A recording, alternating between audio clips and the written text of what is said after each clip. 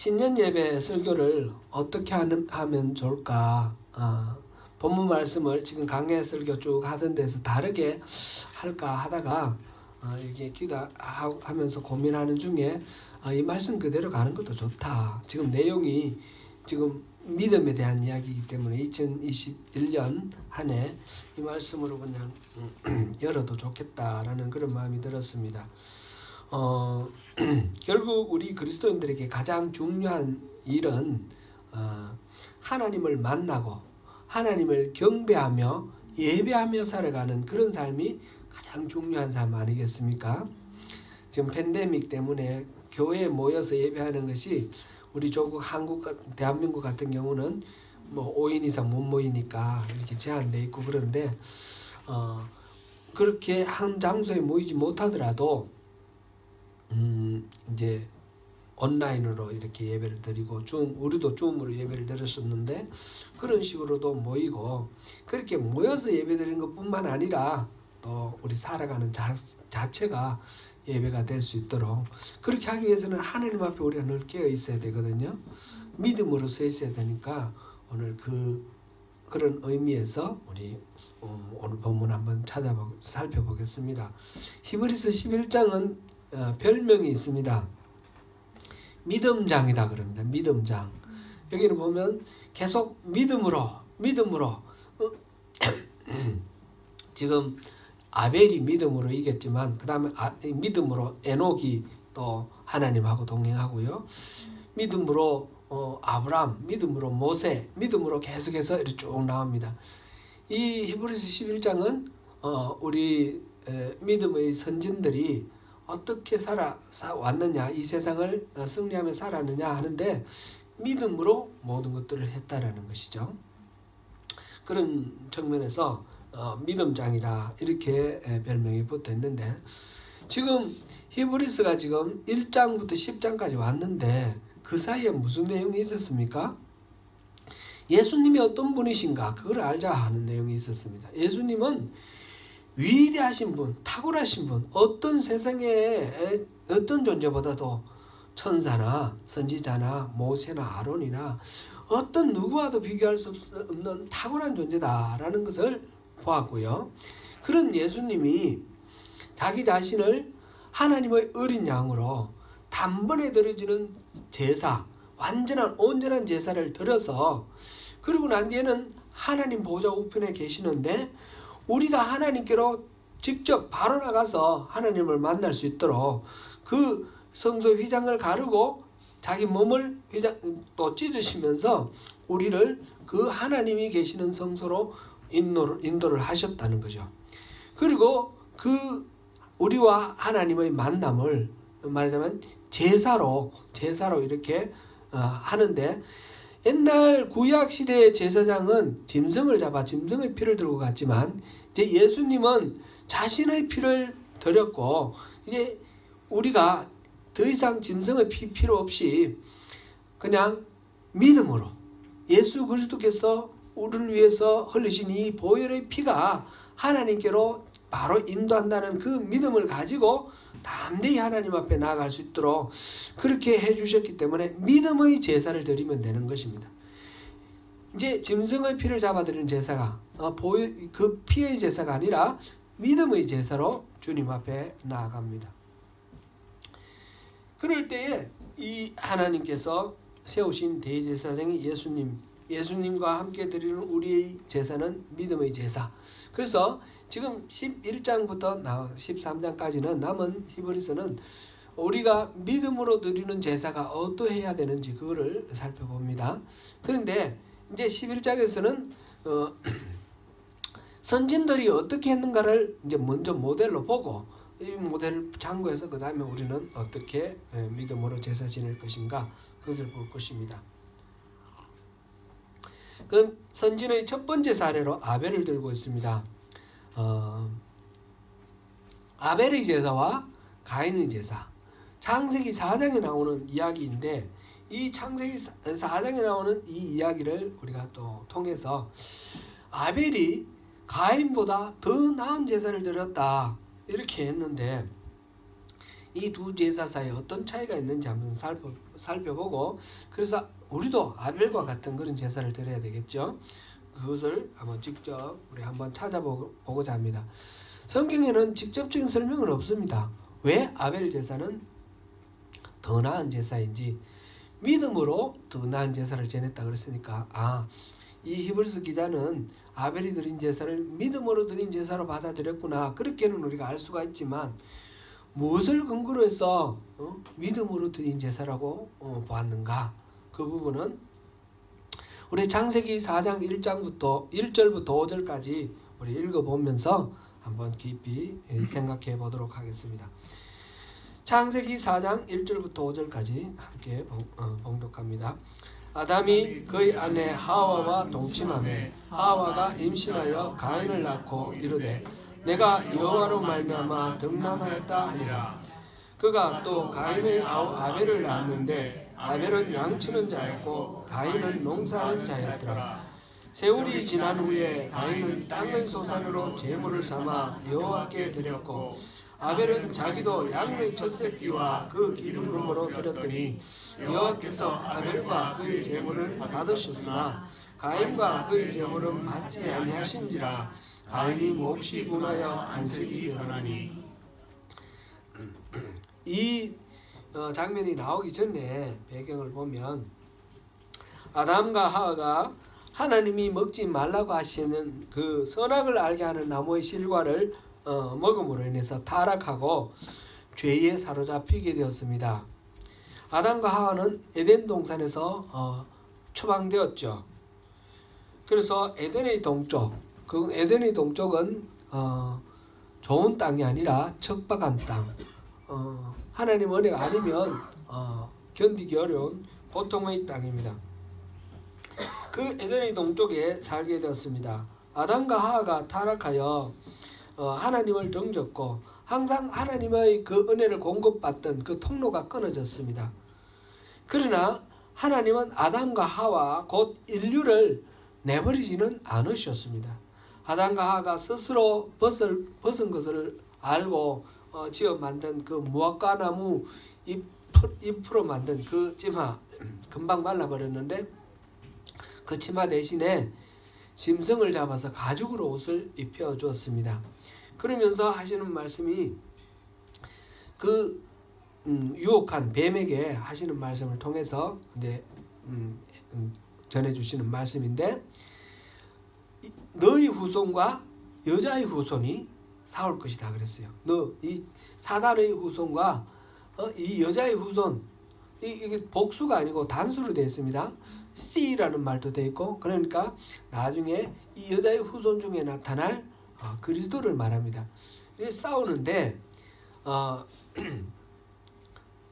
그는 너희 머리를 밟을 것이고 너는 그의 뒤꿈치를 상하게 할 것이다, 그렇게 말했습니다. 머리를 밟으면 이건 아주 치명적인 거죠. 그러니까 이 이야기를 통해서 여자의 후손 곧 그리스도가 사단의 세력을 완전히 괴멸시킬 것이다. 지금은 사단이 득세하고 있지만 결국은 이 사단은 멸망할 것이고 하나님 만드신 창조물 인간은 결국은 해방이 될 것이다 라는 것을 말씀해 주신 것입니다. 그것이 바로 이 타락한 인간에게 주신 하나님의 약속의 말씀, 복음입니다. 원복음 이렇게 말하기도 합니다.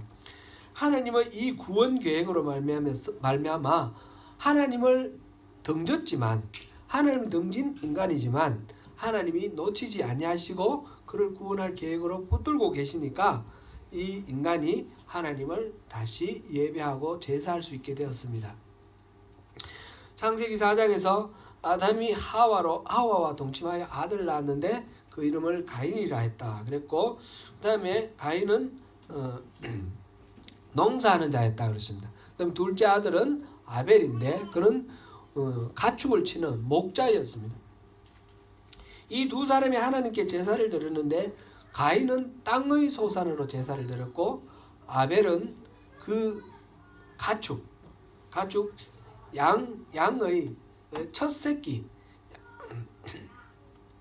그리고 기름 제사를 드렸다. 이렇게 4절에 되어 있었습니다. 하나님께서는 아벨과 그의 제물을 받으셨으나 가인과 그의 제물은 받지 아니하셨다 했습니다. 그래서 지금 가인이 화를 내는 그런 장면이 우리가 읽은 부분 마지막 부분이었습니다. 왜 하나님께서는 아벨과 그의 제물은 받으시고 가인과 그의 제물은 받지 아니하셨을까요? 성경에는 직접적인 설명이 없습니다. 여러분들 생각은 어떻습니까?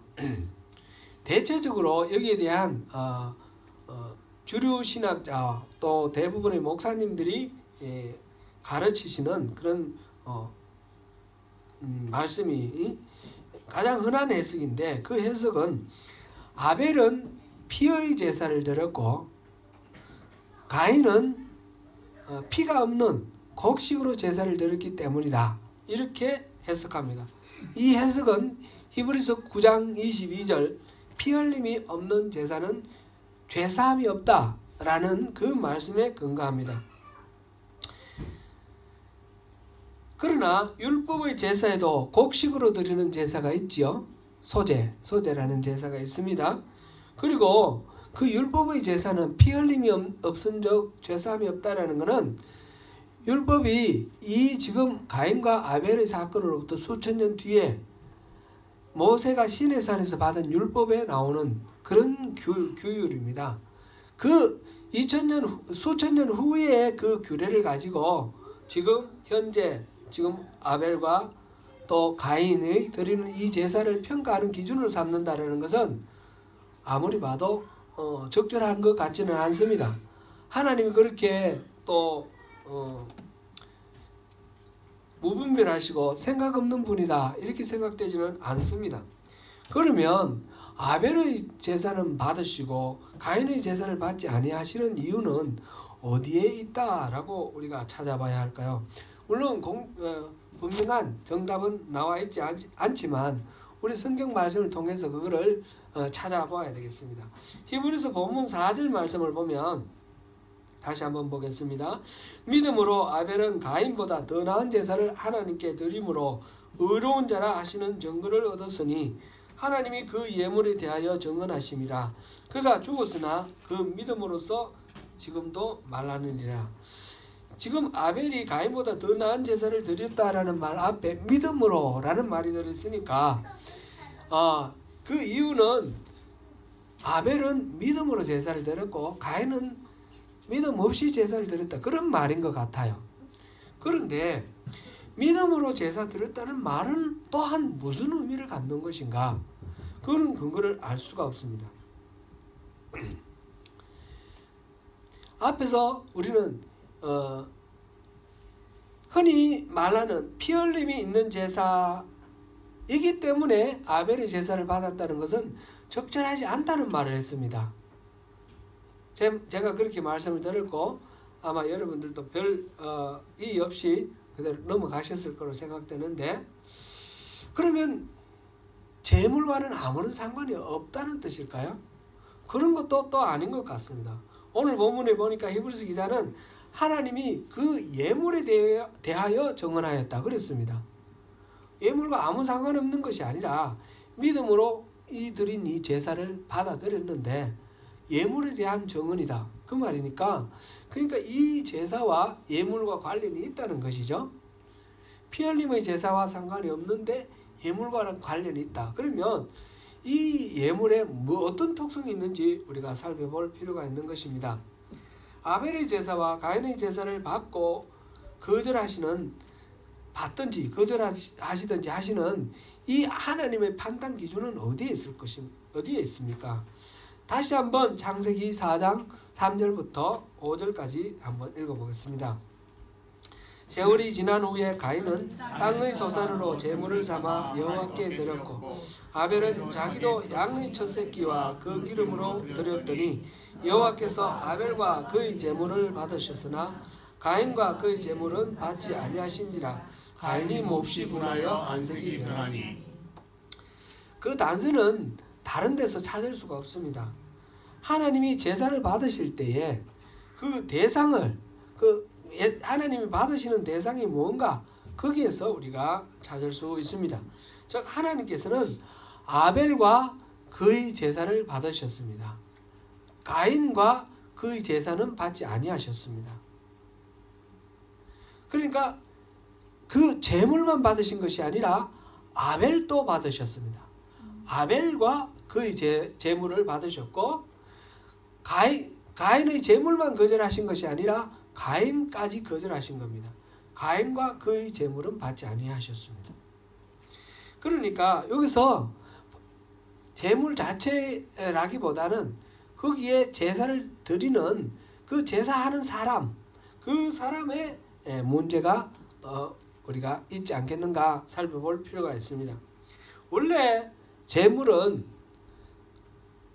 제사 드리는 사람과 함께 드리는 것입니다. 제사는 근본적으로 자기 자신을 드리는 것이죠. 우리가 나중에 시내산에서 모세가 받은 그 율법에 대해서 레위기 1장부터 쭉 나오는데 그 제사들을 보면 제일 대표적인 제사가 뭡니까? 우리 여러 번 살펴봤지만 번제 아닙니까? 그죠? 번제. 번제는 무엇입니까?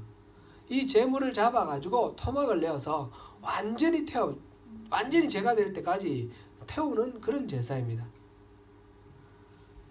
그 번제라는 것, 이 번제는 속죄제를 드릴 때, 소제를 드릴 때, 속건제를 드릴 때, 화목제를 드릴 때, 모든 제사를 드릴 때 번제를 같이 드려야 돼요. 번제와 다른 제사를 드려야 됩니다. 그러니까 번제는 모든 제사의 핵심입니다. 그 핵심이 뭡니까? 완전히 태워드리는 겁니다.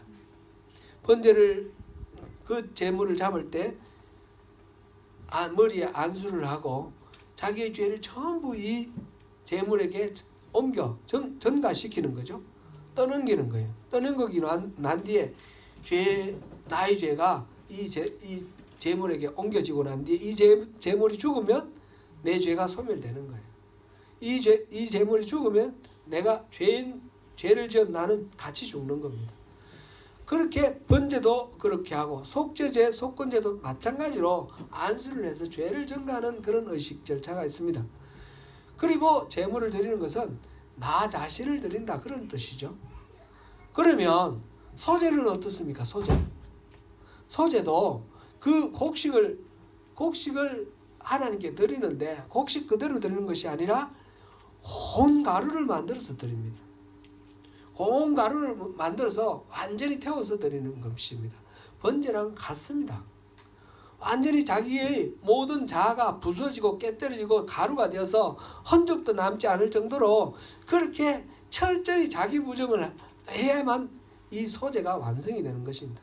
번제도 철저히 자기를 태워서 제가 되어야만 번제가 되는 것입니다. 그러니까 제사라는 것은 기본적으로 제사 드리는 사람 그 자신을 드리는 것입니다. 자신과 함께 제물을 드리는 것이 제사입니다.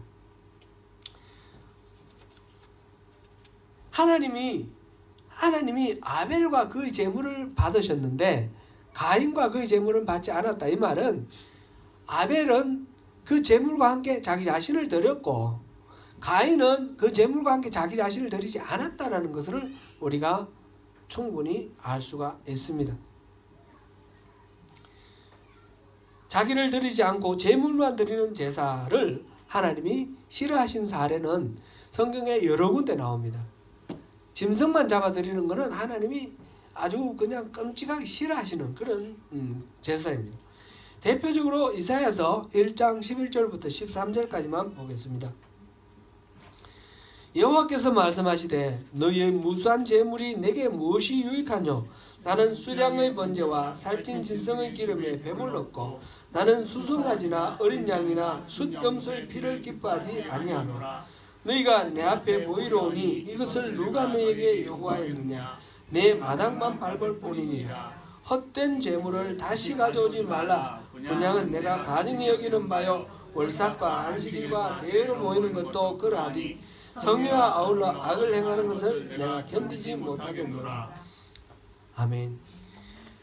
그냥 짐승만 잡아서 하나님 앞에 갖다 드리면 그 제사가 되는 것이 아니라는 것입니다. 자기 자신이 제물이 되어야 된다는 것입니다. 성의와 함께 악을 행하는 것, 그거는 그냥 근성으로 짐승만 바치는 것, 그런 거는 싫다라는 것입니다. 마음을 담은 제사가 중요합니다. 자기 전점제를 올려드리는 그런 제사가 참된 제사입니다.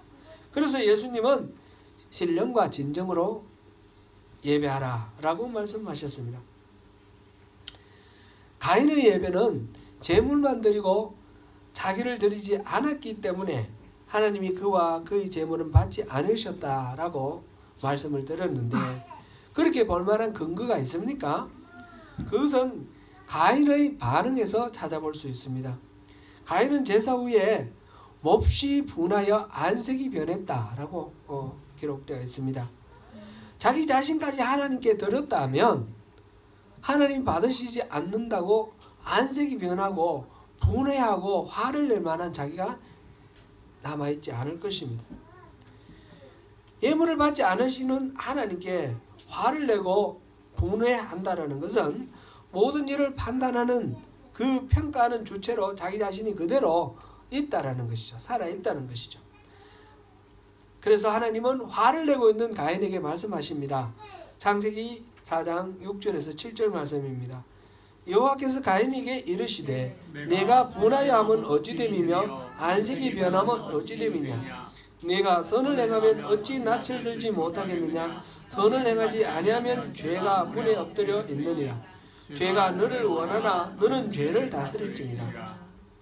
하나님은 가인의 이 반응이 옳지 않다라고 지적하십니다. 하나님이 그와 그의 제물을 받지 않으셨으면 가인은 자기의 제사에 무엇이 잘못된 것이 있는지 돌아보고 회개를 해야 됩니다.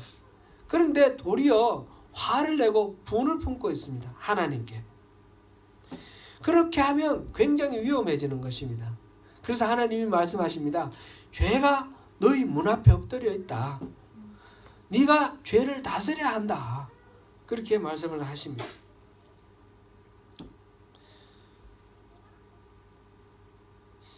사실은 가인은 이렇게 보면 하나님이 뭘 원하시는지, 하나님이 무슨 말씀하시는지 별로 신경을 쓰고 있지 않다는 것을 감지를 합니다.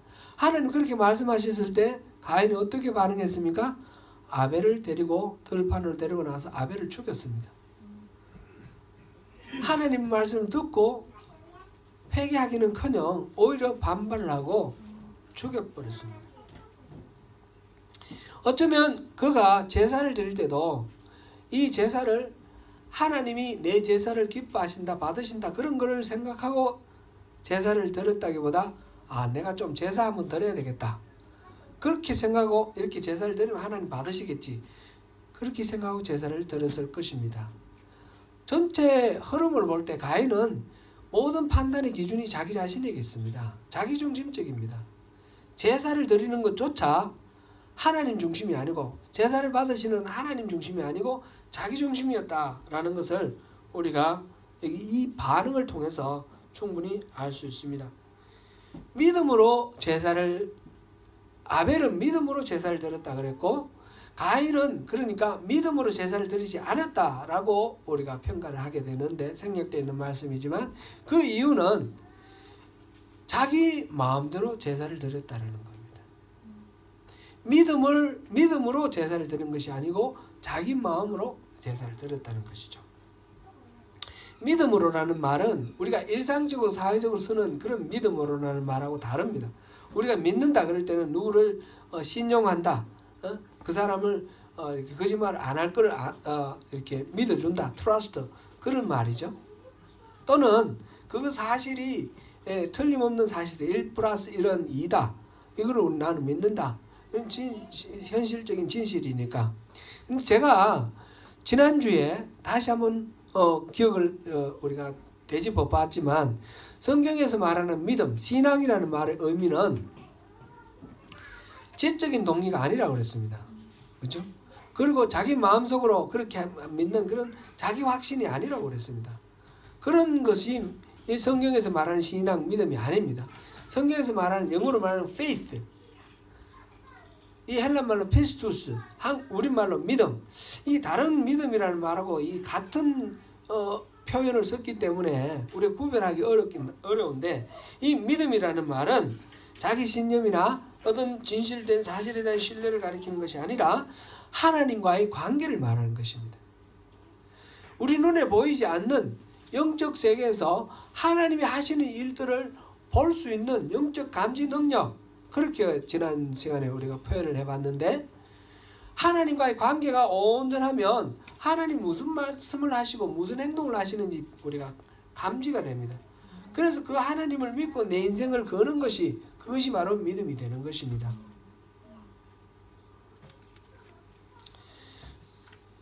그래서 믿음으로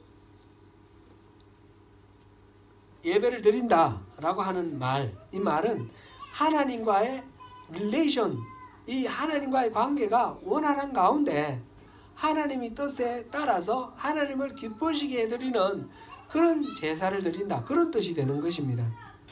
아벨은 생략되었지만 하나님이 아벨과 그의 제물을 받으셨습니다. 받으셨다는 것은 그런 믿음의 제사를 드렸다라는 거죠. 믿음으로 제사를 드림으로 받으셨습니다. 반면에 가인은 그런 자기와 제물을 함께 드리는 그런 제사로, 하나님 앞에 하나님을 기쁘시게 해드리는 그런 제사로 나가지 않았기 때문에 그는 그 제물은 받지 않았습니다. 그래서 아벨을 지금 여기서 또한 의로운 자라 정언하였다, 그런 말씀을 하셨는데, 의로운 자라는 말이 뭐였습니까? 성경에서 의로운 자는 흠이 하나도 없고 결점이 하나도 없고 잘못된 도덕적 오류가 없다, 그런 뜻이 아니고 하나님과의 온전한 관계를 이루고 있는 사람이다, 그런 뜻이라는 것을 우리가 살펴봤었죠. 그래서 이 아벨은 하나님과의 바른 관계를 맺고 예배를 했기 때문에 의로운 자다라고 지금 이 증거를 하는 것입니다. 믿음으로 하는 일 같은데 실제로는 믿음하고 상관없는 그런 일들이 많습니다. 우리 신앙 가운데. 예를 들어서 성경에 대한 관심이 많고 열심히 성경을 연구를 합니다. 그래서 성경에 대한 지식이 많습니다. 아, 저 사람 성경에 대한 지식이 많으니까 참 믿음이 좋구나, 그런 생각을 합니다. 또 어떤 사람은 기도도 많이 하고 뭐 대표 기도할 때 들어보면 아주 유리한 그런 말로 기도를 잘합니다. 또 혼자 기도할 때 보면 막 방언으로 기도하고, 그래, 야, 저분 기도가 참 신령하니까 저분은 참 믿음이 좋으신 분이구나.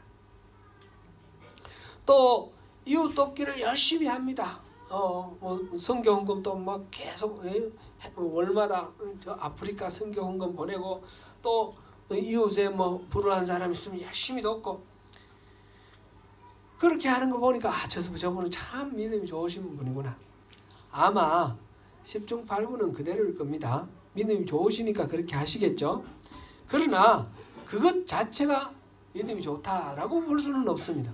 예를 들어서 성경에 대한 지식이 많고 성경에 대한 탐구열이 많은데 다른 사람 성경 잘 모른다고 무시하고 업신여기고 그것도 모르나 그런 마음을 마음속에 품고 있다면, 이거는 성경을 열심히 공부하는 것 자체가 믿음이다, 이렇게 볼 수가 없습니다.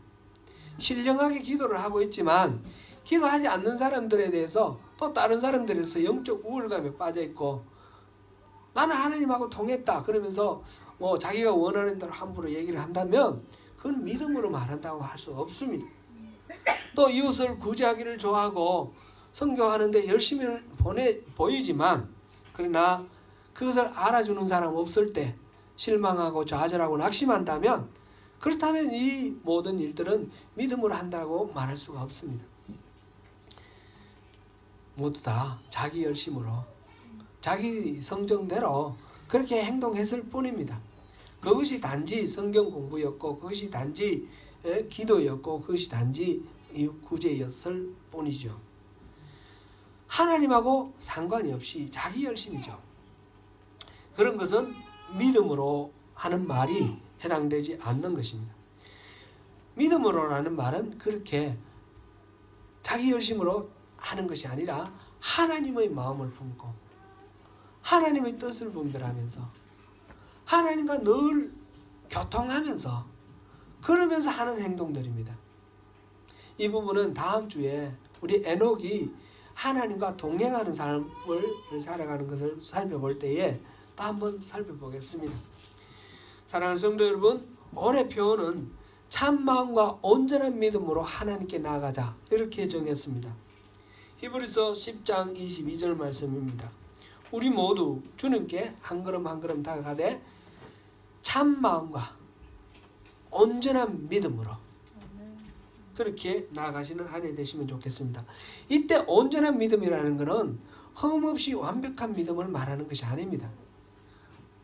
어떤 일에든지 하나님을 믿고 의지하면서 나아가는 그런 믿음을 말합니다. 자기의 삶을 들이며 전 존재로 하나님께 반응하는 믿음, 그런 것을 온전한 믿음이다 말합니다. 로마서 12장 1절에서 사도 바울은 그러므로 형제들아 내가 하나님의 모든 자비하심으로 너희를 권하노니 너희 몸을 하나님이 기뻐하시는 거룩한 산 제물로 드리라. 이는 너희가 드릴 영적 예배니라 라고 하였습니다. 우리에게 비록 죄와 흠이 있지만 하나님을 믿는 믿음으로 예수 그리스도의 보혈을 의지하는 신앙으로 담대히 주님의 보좌로 나아가십시다. 매일매일을 믿음으로 드리는 삶의 예배로 승리하시는 저와 여러분 되시기를 축원합니다.